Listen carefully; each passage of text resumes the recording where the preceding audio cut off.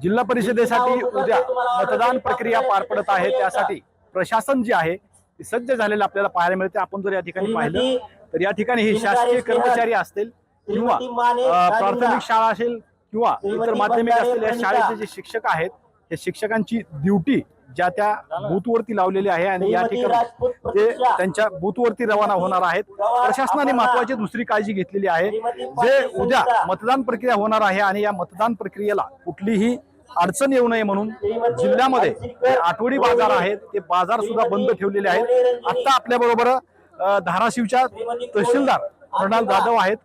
Madam, कशा पद्धतीनं तयारी केलेली आहे तुम्ही आणि आता काय प्रोसेस सुरू आहे? नमस्कार। जिल्हा परिषद पंचायत समिती सार्वत्रिक निवडणूक 2026 साठी धाराशिव तालुक्यात एकूण 274 मतदान केंद्रावर उद्या मतदान होणार आहे। प्रशासन पूर्णरित्या सदर मतदानासाठी सज्ज आहे। आज एकूण 41 बसेसमधून आपण एकूण 274 पथकांना रवाना करत आहोत आणि उद्या संध्याकाळी पुन्हा याच ठिकाणी शासकीय औद्योगिक प्रशिक्षण संस्था इथे सर्व साहित्य आणि मशीनची स्वीकृती होणार आहे। सगळीकडे लॉ अँड ऑर्डरचा कुठलाही इश्यू होऊ नये यासाठी आपण पुरेसा पोलीस बंदोबस्त सगळीकडे दिलेला आहे। यासोबतच धाराशिवमध्ये काही अभिनव संकल्पना आम्ही या निमित्ताने राबवत आहोत, ज्यामध्ये जिल्हा परिषद शाळा देवळाळी येथे युवा केंद्र, जिल्हा परिषद शाळा सांजा येथे महिलांचे पिंक बूथ आणि जिल्हा परिषद शाळा शेकापूर येथे पर्यावरणपूरक हरित धाराशिवचा संदेश देणारे ग्रीन बूथ आणि चौथं दिव्यांग बूथ शिंगोली येथील जिल्हा परिषद शाळेला, अशा काही अभिनव संकल्पना आम्ही राबवत आहोत। Okay, thank you.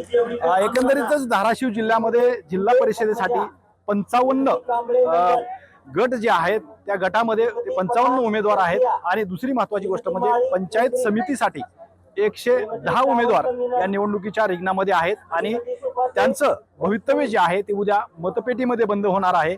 आणि एकंदरीतच तहसीलदार यांनी सांगितल्याप्रमाणे प्रशासनाने सुद्धा वेगळे उपक्रम जे आहेत या मतदान प्रक्रियेच्या निमित्तानं राबवल्याचं सांगण्यात येत आहे।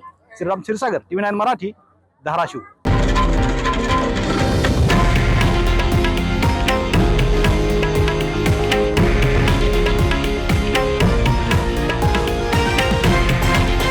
हे आहे देशातील नंबर 1 न्यूज नेटवर्क आणि आपण पाहत आहात TV9 मराठी, एकमेव।